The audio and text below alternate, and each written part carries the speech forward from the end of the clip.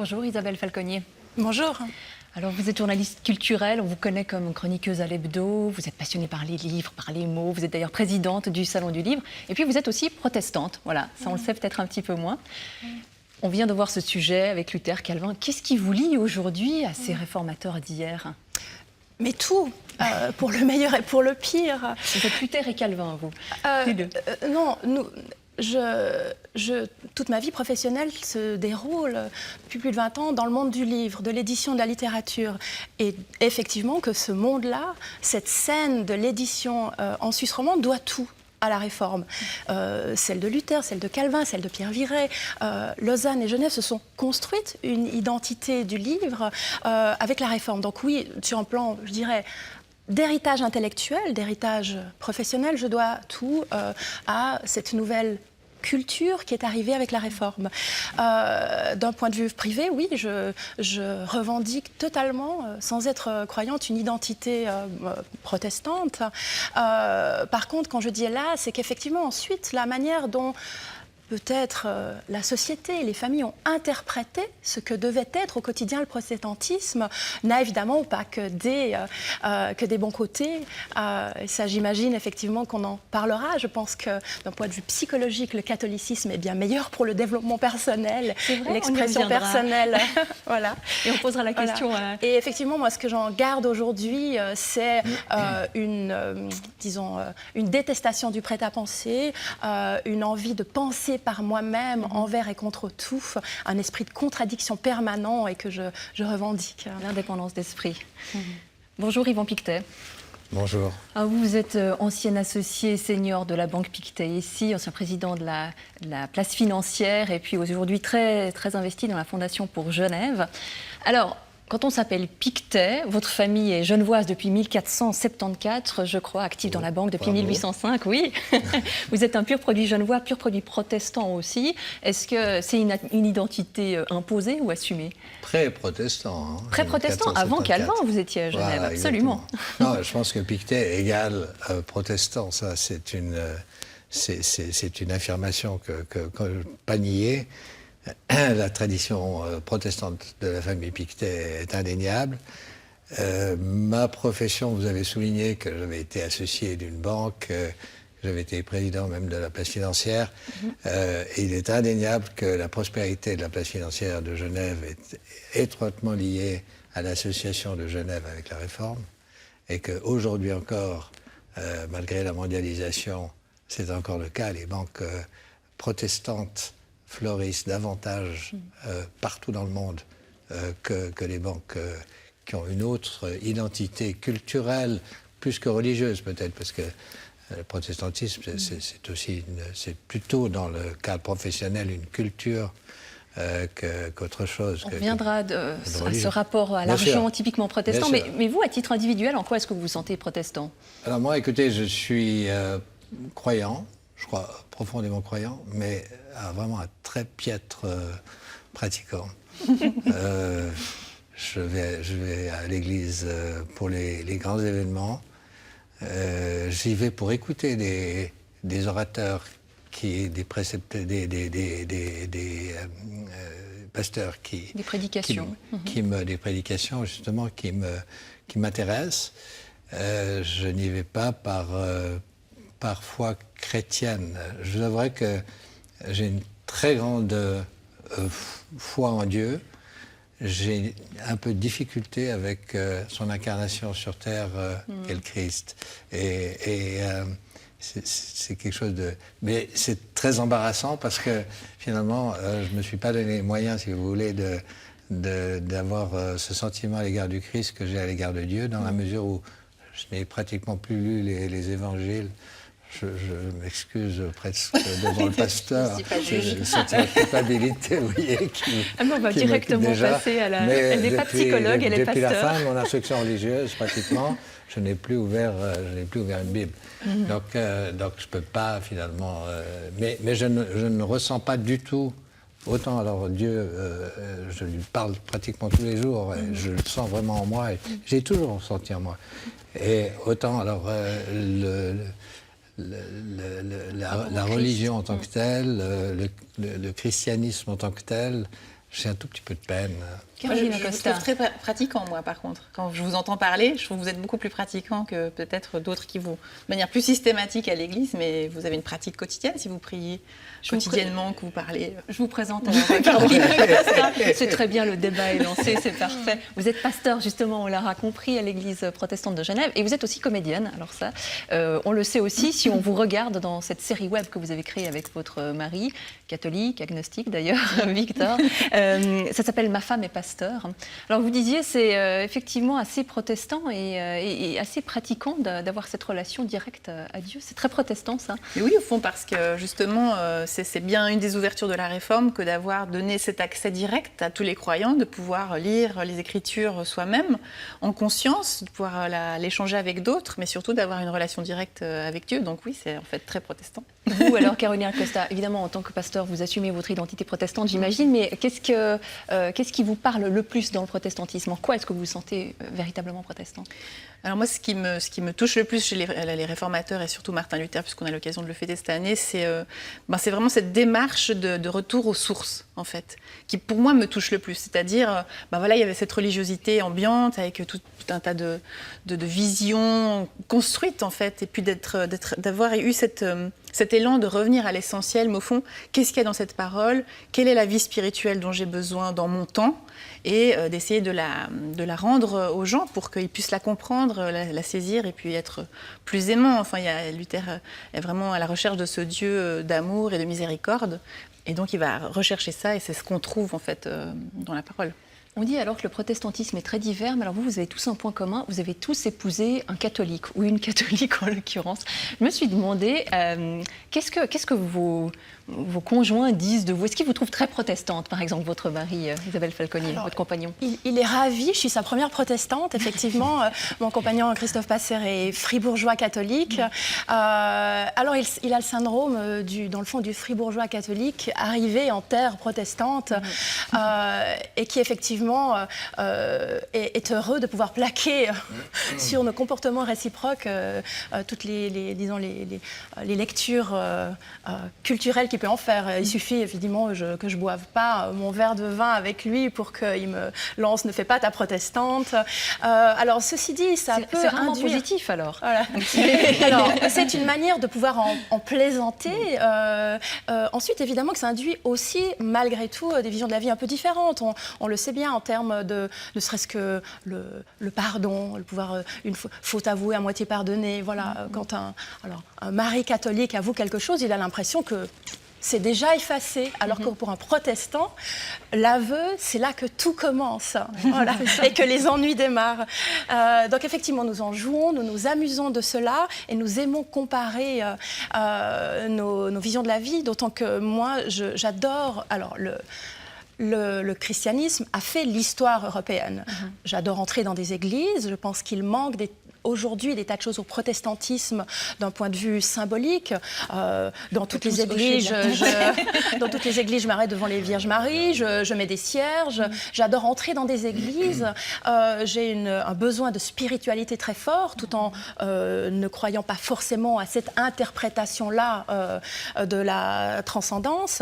Et je pense qu'aujourd'hui, en tant que protestants, on a cette capacité d'ouverture d'esprit qui nous permet de prendre tout ce qui est bon pour nourrir notre démarche, notre réflexion. Et c'est ça aussi qu'autorise toutes les formes de protestantisme et qui me permet de me sentir à l'aise dans cette identité-là parce qu'elle a très peu de contraintes. C'est ensuite, on le verra, ses défauts, évidemment, quoi.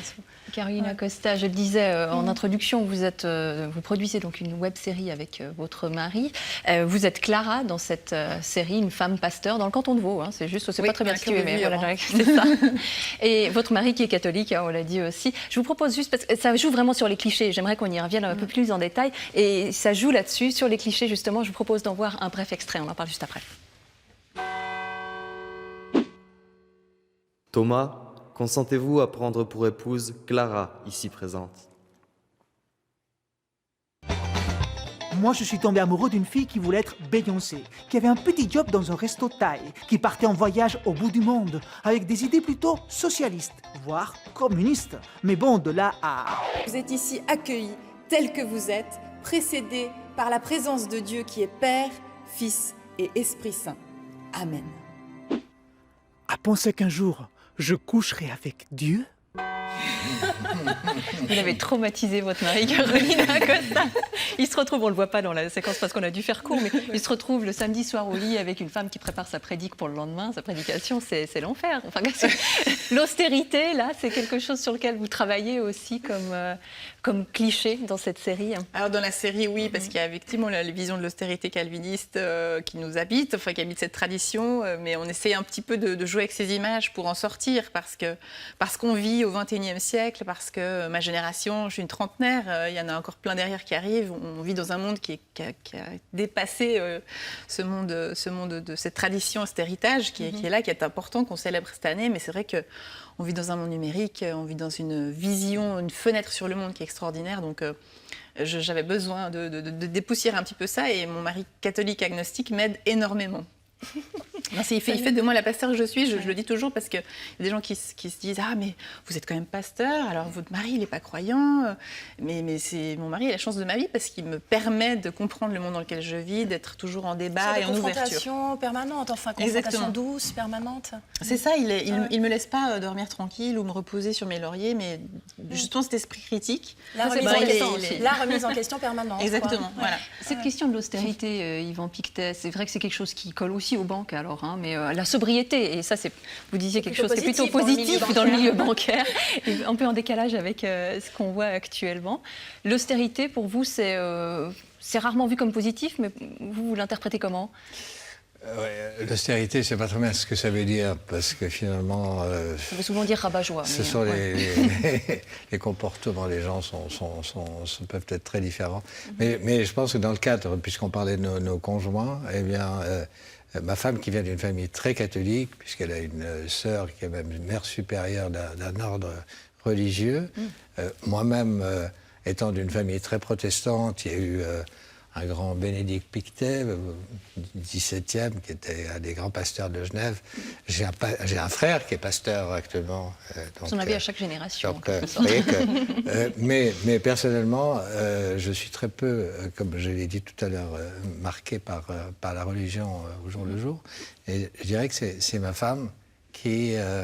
a horreur de tout ce qui est superflu, tout ce qui est clinquant, tout ce qui est superficiel, etc., qui a donné à mes enfants une éducation qui fait qu'ils vivent, aujourd'hui ils sont dans la quarantaine, et ils vivent extrêmement simplement, ils sont des gros travailleurs, ils ont fait de belles carrières. Disons, je suis très fier d'eux, mais c'est pas du tout grâce à mon protestantisme, ni à la tradition protestante de la famille Pictet. Donc, grâce aux valeurs comprises par votre femme, les valeurs du protestantisme oui, qu'elle mais leur a je ne crois pas qu'elle transmises. l'ait fait pour me faire plaisir, parce que c'est pas tellement dans ses habitudes. Vous avez dit quelque chose d'important, ce sont des gros travailleurs. Le rapport au travail, c'est aussi quelque chose qui colle aux protestants. Vous me disiez, Isabelle Falconi, vous êtes un peu un bourreau de travail. La valeur travail est essentielle dans le monde, effectivement. Plus encore que l'austérité, la valeur travail, qui induit ensuite, sans doute, une forme d'austérité.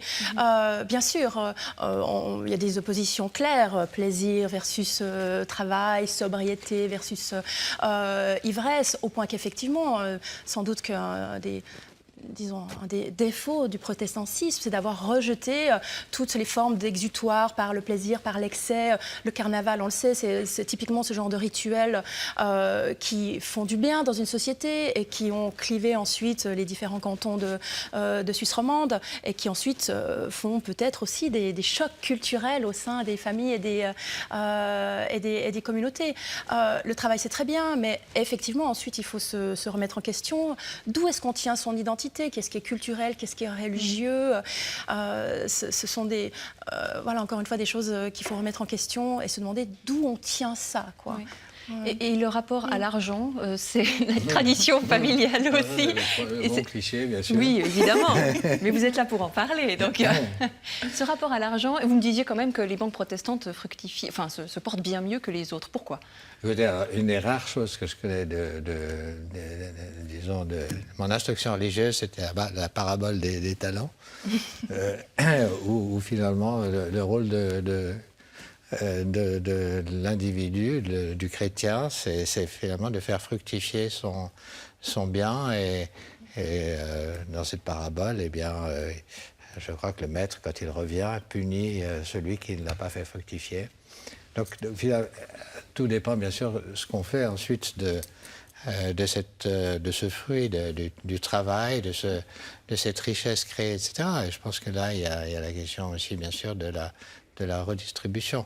Mais je dirais que le cliché de l'argent et de la banque, c'est vraiment un cliché, parce que l'argent, c'est une question de comportement des gens qui sont induits par l'argent, si vous voulez. Alors, c'est autant le client de la banque, vous tous et moi sommes clients d'une banque, que les gens qui travaillent éventuellement dans les banques, qui commettent également des erreurs, mais dans toutes les professions on en commet. Donc finalement, la banque est un peu le bouc émissaire ou le cliché trop utilisé finalement des excès de richesse, etc. Parce que les banquiers ne sont pas riches en tant que tels. Non, mais d'ailleurs, le cliché protestant est plutôt celui de la sobriété. Vous le disiez, vos enfants vivent très simplement. Oui. Ça, c'est vrai, alors, c'est pas qu'un cliché. Il y a une vraie sobriété. Non, c'est vrai, mes enfants vivent extrêmement, disons, normalement, je dirais, et ne recherchent absolument pas les plaisirs faciles, si vous voulez. Alors, ils se compliquent beaucoup plus la vie que moi, en parenthèse. Je ne dis pas du tout que moi, j'ai suivi la même voie. Ah d'accord. Mais je pense qu'il serait faux aussi de se définir avec une seule définition. Bien sûr. On a eu tous des périodes différentes dans sa vie et tous des comportements différents par rapport au mystique, par rapport à la tentation, par rapport à d'autres choses. En fait, disons, je crois que... Enfin, moi, j'ai traversé du désert, j'ai eu des périodes... ou alors, avec ce Dieu qui m'accompagnait, que je sentais m'accompagner, quand j'étais prêt à tomber dans le caniveau, eh bien, je me suis senti, en fait, je ne sais pas si c'est l'orgueil ou si c'est la grâce qui m'ont sorti peut-être du caniveau, mais en fait, disons, il y a eu des moments difficiles. Et on se construit souvent contre, dans le fond, ce qui est une manière, dans le fond, de revendiquer malgré soi une forme d'héritage. Je me suis construite aussi contre cette dévalorisation des valeurs plaisir, cette dévalorisation de l'expression personnelle, de l'expression des sentiments personnels qui va avec ces valeurs protestantes. Mais un des problèmes des églises protestantes aujourd'hui, c'est qu'on en vient à parler de comportement, de traits de caractère, et plus du tout d'églises protestantes, d'églises... les protestants de Suisse romande se revendiquent de moins en moins comme tels, alors qu'effectivement, on est dans un monde où tout, dans le fond, est régi par filiation, transmission ou contre les valeurs protestantes dont on a hérité. Alors justement, Carolina Costa, effectivement, vous soulevez quelque chose d'important. La proportion des protestants baisse drastiquement. En Suisse, il y a plus que 28% de la population générale en Suisse qui est protestante, plus que 12% qui se dit, voilà, qui se reconnaît en tout cas une affiliation avec l'Église protestante. Plus que 12% à Genève, où vous êtes pasteur. Cette question de la transmission, elle est cruciale pour vous. Qu'est-ce que vous transmettez? À qui et comment? Alors, ça, c'est une question compliquée. Vous avez 30 secondes. Ouais. Non, mais en fait, on est face à quelque chose de difficile parce qu'au fond, c'est comme si notre Église a ce sentiment d'avoir raté une transmission.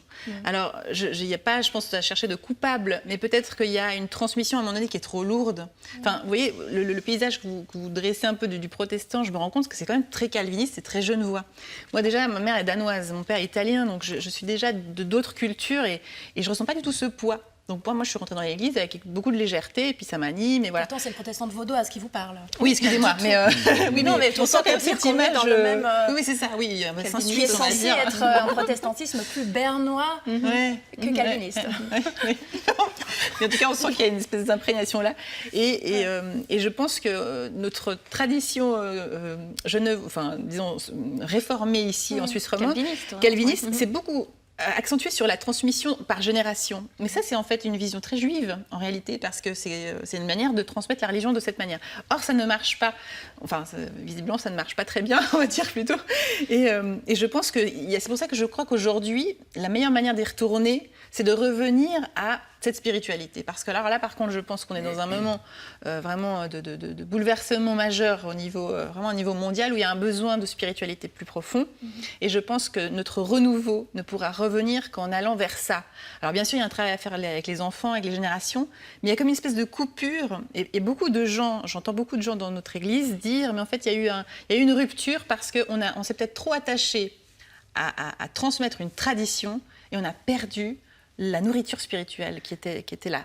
Vous êtes d'accord, Vous Yvan avez Pictet? raison. Je crois que l'élément mystérieux, je crois, reste aussi fort aujourd'hui qu'il l'était il y a 10 ans, 50 ans, etc. Je crois que l'Église protestante suscite un manque d'émotion. On est resté beaucoup vous parliez ici. des églises tout à l'heure. Et moi, j'avoue que les seuls moments où je me sens vraiment touché par ce que je ressens, c'est quand je pénètre dans une belle église. La plupart du temps, d'ailleurs, c'est une église catholique. Ce sont des églises, bon, à Genève, bien sûr, la cathédrale, Saint-Gervais, etc. Mais ce sont des églises qui vous rappellent aussi des séjours qu'on a fait, je ne sais pas, moi, à Quimper. Je me rappelle que l'église, la travée est de travers, en fait. Elle n'est pas toute droite jusqu'à l'autel. Monsieur Pictet, je vais devoir vous interrompre dans les souvenirs d'enfance, je suis désolée. Non, mais je ne vais pas rentrer dans les souvenirs non, d'enfance. parce qu'on doit disons, conclure. Et puis, je pense que la musique aussi est un élément.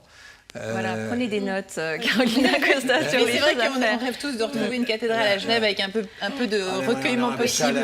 Voilà, on termine sur cette note chaleureuse. Je vous remercie beaucoup tous les trois d'avoir participé à cette émission. Carolina Costa, je signale que vous célébrerez le culte anniversaire de la Réforme ce dimanche, le 6 novembre, à l'église Saint-François à Lausanne. C'est un culte qui sera retransmis en direct sur RTS.